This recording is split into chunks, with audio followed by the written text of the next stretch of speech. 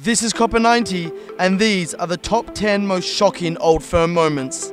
At number 10, it's Hadji Diouf. Adding an already controversial striker to the fiery mix of an Old Firm was always going to be a risk. Diouf had history with Hoops fans after spitting at one of the Celtic faithful during his time playing for Liverpool. Throughout his Old Firm debut, Diouf had an ongoing battle with Celtic captain Scott Brown, and it was a compelling narrative of the day as the pair traded insults as well as tackles. However, Brown won the battle that day after he scored a spectacular equaliser and then famously celebrated arms aloft, inches from Diouf's face. Not known for his calm demeanour, many were shocked Diouf didn't react. However, the striker would have the last laugh. When Rangers won the League Cup against Celtic, he grabbed the trophy and mimicked Brown's celebration, which is now known as the Dioufy. At 9, it's the 1957 Scottish League Cup final. It may have happened in 1957, but the Scottish League Cup final still holds painful memories for Rangers fans. Their team were humiliated 7-1 by Celtic, and it's still their heaviest defeat by their bitter rivals. However, they should count themselves lucky. The score could have looked far worse. Completely outplayed on the day, red-faced Rangers were just glad it didn't go into double figures as Celtic hit the woodwork 4 times. Unsurprisingly, Celtic fans remember this date well and continue to sing their song about their day at Hampden in the Sun. At 8, it's Hanging Effigies. With Rangers finally returning back to the top league in 2016, it was always going to be interesting to see the first Old Firm League game in over 4 years. And if you thought that their absence would have calmed down the fixture, you would be very wrong. On the pitch, it was less feisty than usual, with Celtic running away with the game as 5-1 victors. But in the stands, the hatred was there for all to see. Both sets of fans were heard singing offensive and sectarian chants. Meanwhile, Celtic were seen unveiling offensive banners and hanging effigies in Rangers scarves from the stands, whilst Rangers fans set about smashing up Celtic Park, causing thousands of pounds of damage. At 7, it's Helicopter Sunday. Whilst not technically an Old Firm game, Helicopter Sunday's impact on Rangers and Celtic supporters cannot be underestimated. In 2005, the league title had gone down to the wire, with Celtic going into the final game of the season 2 points ahead and leading Motherwell 1-0 with only minutes to spare.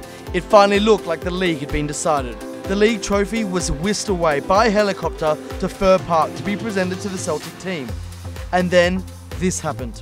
In the 88th minute, Scott McDonald scored an equaliser, giving Rangers the advantage. McDonald then added another to make it 2-1.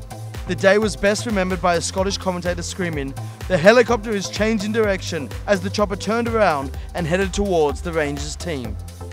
At 6, it's Lennon and McCoist's clash. In the Scottish Cup replay in 2011, the Old Firm showed that their rivalry was in no way slowing down, and that in fact, it was more bitter than ever. During the 90 minutes, there were 12 yellow cards shown, and 3 Rangers players sent off. Even worse, viewers saw Celtic manager Neil Lennon clashing with Rangers assistant Ali McCoist at the dugout. The pair squared up to each other, and it was an ugly sight on a night with a lot of them. At number 5, Hugh Dallas and the coin. You know this is a stormy encounter when a game that requires a referee to have stitches after being struck by a coin and fans rushing onto the pitch only makes it to number 5.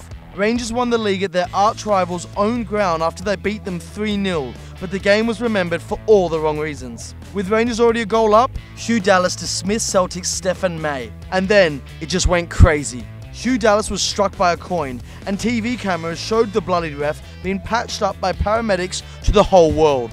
Seconds later, he awarded a penalty against Celtic, resulting on fans getting onto the pitch. After the final whistle, Rangers performed an ill-advised huddle near their fans, a gesture that is usually performed by Celtic players.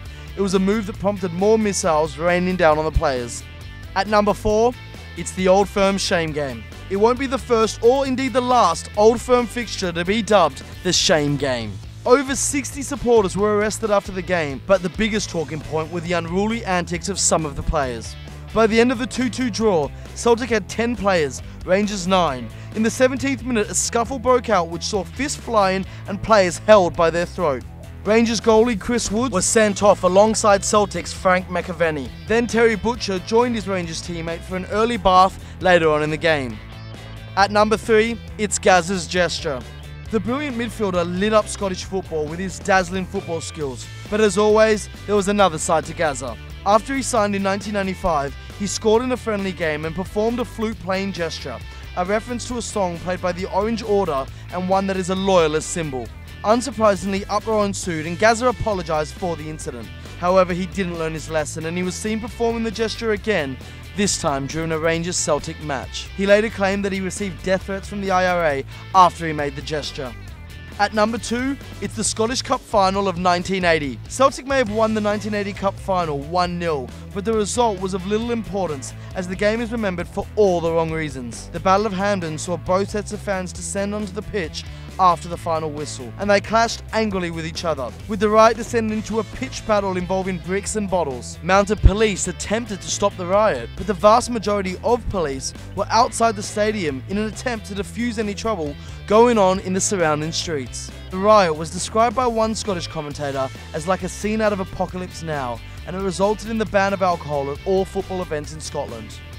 At number 1, it could only be the signing of Mo Johnson for Rangers. No signing in Scottish history has had an impact quite like the day Johnson was paraded at Ibrox to a room full of shocked journalists. First off, Johnson was a former Celtic player, so it was assumed he was going to go back to his former club, especially after he was pictured with a Celtic jersey. Furthermore, Johnson was also a Catholic football player. Rangers was said to have an unwritten rule about not signing Catholic players, but that all changed the day Souness signed Johnson. It caused uproar from both sides, with even some Rangers fans not happy with the signing. However, he managed to get the Ibrox faithful on his side after scoring an injury time winner against Celtic in November 1989. That was Copper 90's top 10 most shocking moments in the Old Firm derby. But what do you think? Have we missed one? Let us know in the comments section, and don't forget to like the video and of course subscribe to Copper 90.